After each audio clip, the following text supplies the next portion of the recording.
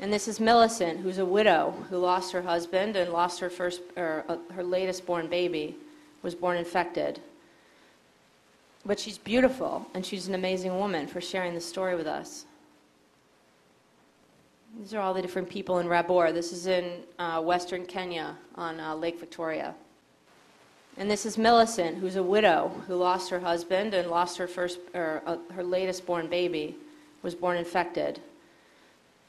But she's beautiful, and she's an amazing woman for sharing this story with us.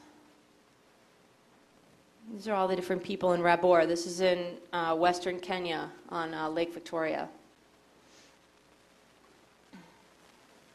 So that's Caxton, and he's on my book is here. He's on the cover of my book. He's another guy that absolutely changed the course of my life. Like Caxton, this is back in '04. So, yeah, '04. And Caxton, when you go and work in Kenya, people don't really like to say the word AIDS. It's not like here.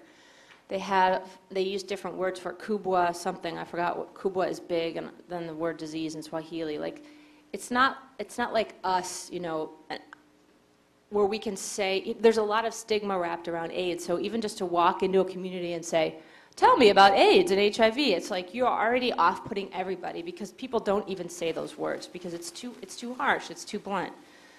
So I learned that when I was there, and you just listen to the way people talk about the stuff that you want to hear about and talk about it in a way that they talk about it, not the way we talk about it.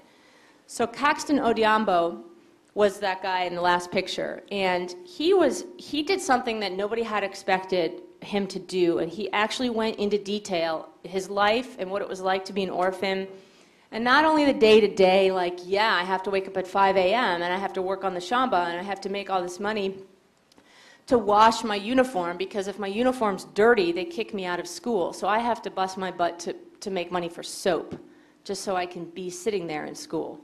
All right, that's Caxton. So, I mean, that's stuff that he told us. But the other stuff that he told us was he told us what it was like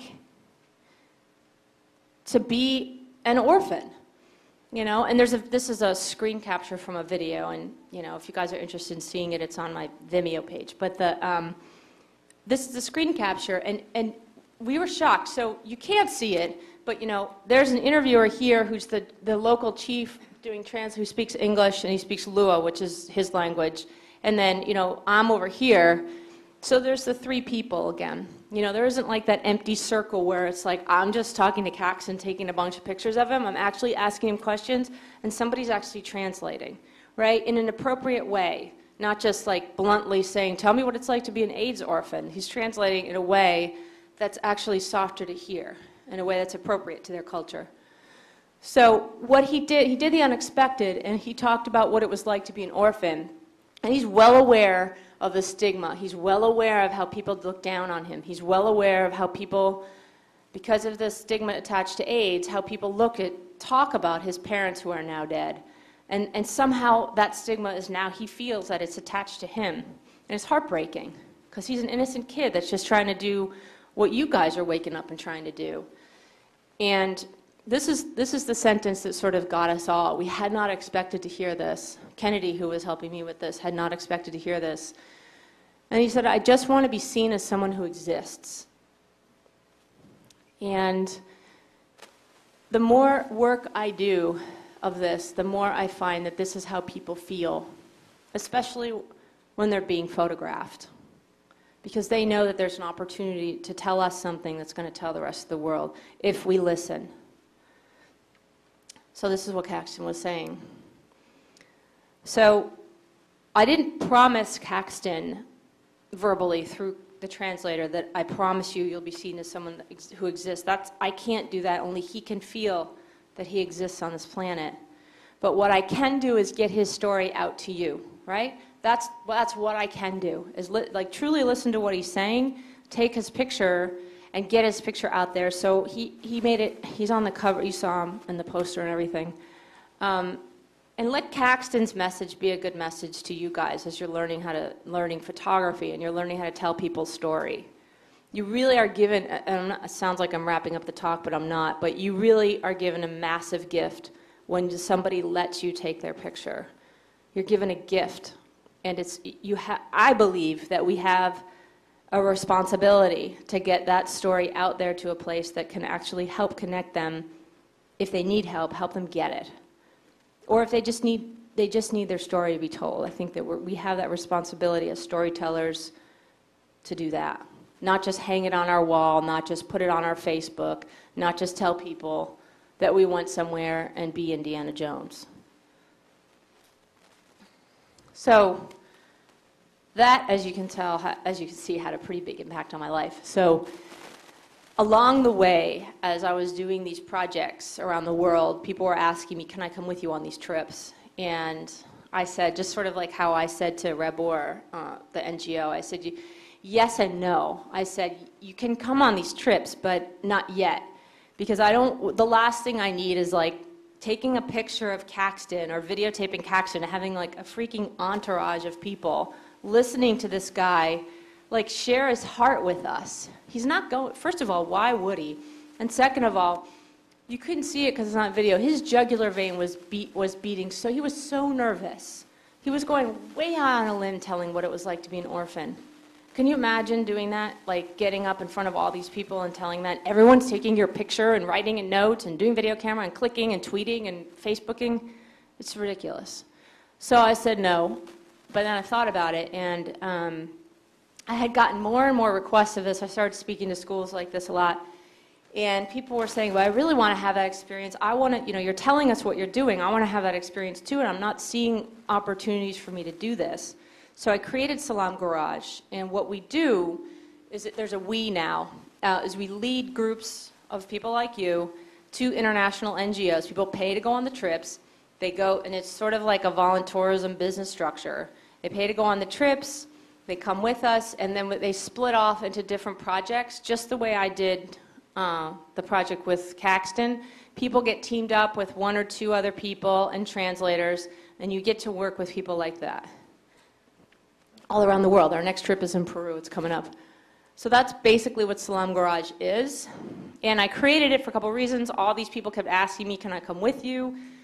People wanted to have that opportunity. People, I noticed social media was coming out. I led the first trip in 2007, and I discovered, back then it was MySpace. No, 2006 it was MySpace. And I thought, all right, there's a lot of ridiculous content on this social media thing, but what a powerful tool this is, because it used to be where I would hang photo exhibitions on a wall and take them down and then have another photo exhibition. It was kind of exhausting. But now with social media, that you can actually get Caxton's story on your now Facebook or on your Twitter or on your blog or whatever. Now there's like a ton of different kind of platforms, and you can get other people to know his story. And so I thought, wow, we can really utilize social media here. So this is what a Salam Garage trip looks like, and this picture makes me pretty happy. This is in India, and so you can see, like, this woman here in the center, she's filling that empty circle. So not only does Eduardo get a chance to talk with this woman, but here's somebody from the NGO that's translating, listening, trusting us, and believing that we're there for the greater good. We're not just there for ourselves. And so that's sort of what a Salam Garage trip looks like. Eduardo's conducting an interview. He's not taking pictures at the moment. Eduardo's leading the Peru trip now. And so we just got back from Ethiopia, and that's Antoinette showing a woman at the Hamlin Fistula Hospital pictures of her family. So rather just like always taking, she's trying to show her a picture of her husband and her family. I think she's from Trinidad. Anyway, she's showing the pictures of her life. She's sharing that. And there's a translator. You can't see her out of the picture, but. And you can actually, you know what I love about this picture is the woman that's at the hospital, she's actually really interested. And even if they are or are not understanding exactly what each other's saying, like, she's actually really interested. Like, we go to places and we take people's pictures, but they actually really are interested in us too. I mean, it really makes a difference when you share something with people rather than take some stuff from people. Can't emphasize that enough. It will change your photo shoots. It'll be warmer and more human. And this is more of what this was in Ethiopia. This was a great story. This guy, David, on the left, he came, and and so it works with Salam. The way it works with Salam Garage is we have projects that you can choose from in advance, and he chose one project, got there, and the project didn't work out. Either the woman wasn't at the hospital, who knows what went on, and so he was pretty upset about it. He was like, "Oh, rats, I was really excited about this," and he walked up, and these two women had a fistula surgery that healed, and they thought that David was there to take him home because they're white. He's a white, like, American. They're like, well, that's generally who comes to pick us up. Are people like missionaries or whatever? And so they just assumed. And she said that to the translator. She said, well, because he's white and he's from the West, so isn't he here to help? And so we kind of laughed about that. He said, no, I'm actually not here for that. I'm here to, whatever he was there to do. But then a light bulb went off in his head, and he thought, okay, well, my original plan didn't work out, so plan B, why don't I take them home? Because what they were doing was waiting for somebody to come pick them up to take them back to their village. They've been gone for months. And the way it works at this hospital is you have to wait for somebody to raise the money to drive the women back to their villages. And it's not like people have email or cell phones. They sit and they wait, and they wait, and they wait. They don't even know when it's going to happen. A fistula, if anyone has more questions about fistula, I can tell you later. But so they're just waiting to go home. And so David was like, wow, well, I can take you home. And so what he got to do, instead of hanging out of the hospital taking pictures, is he actually hired, and he raised the money on the spot using social media in Ethiopia online. He hired a van and got the women and drove the women all the way home to their village. And he got to witness them being reunited with their family. And the family had no idea when these two women were going to come back either. So it was an amazing story. It changed his life, and he's written about it. It changed all of our lives because it showed us what happens when you just let go of your expectations and go with what's happening. So Salam Garage has gotten quite a bit of press. This is something in the Seattle PI when it was in paper, and then that got syndicated to Chicago Tribune. And so we're using social media now. You can see we've got our Flickr feed. This is just from Jaipur, India. So people that go on the trips are uploading pictures and telling stories about the people that they met on their trips, and links to the NGOs. People are putting it on Facebook, but they're not only putting it on Facebook,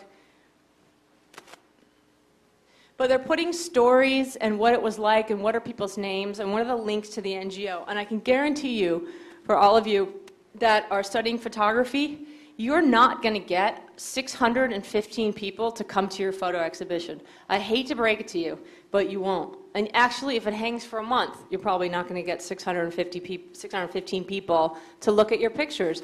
But you will with Facebook, and it will get shared, and their story and Caxton's story, the Caxtons of the world, will get out there, and more people will know they exist. And it's much better, right, than picture of you on over the weekend, like whatever you're putting on Facebook. Let's just stop there. But I mean, the laughter in the room, you see the point. Like, you guys could be, you could be populating your Facebook or all your social media with stuff that's sort of ridiculous, or you could actually use that opportunity to tell somebody else's story and make a difference, which is what people from Salam Garage have done. This is A Curia. That's David Goldman. That's the story that he ended up telling, was these women going home. And it's a happy story. It's an awesome story. And I'll tell you something else, is you're also going to have a better chance in this world getting projects out there in galleries and on online galleries when there's stories about somebody other than yourself.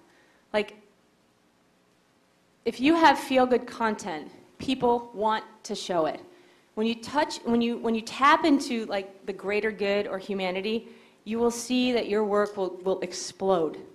Just because that's sort of the way nature works, right? If you're just sitting here talking about yourself, and here's me here, and here's me there, and I don't have any logic behind it, it's more faith-based, but you will absolutely have you will have a more impactful career.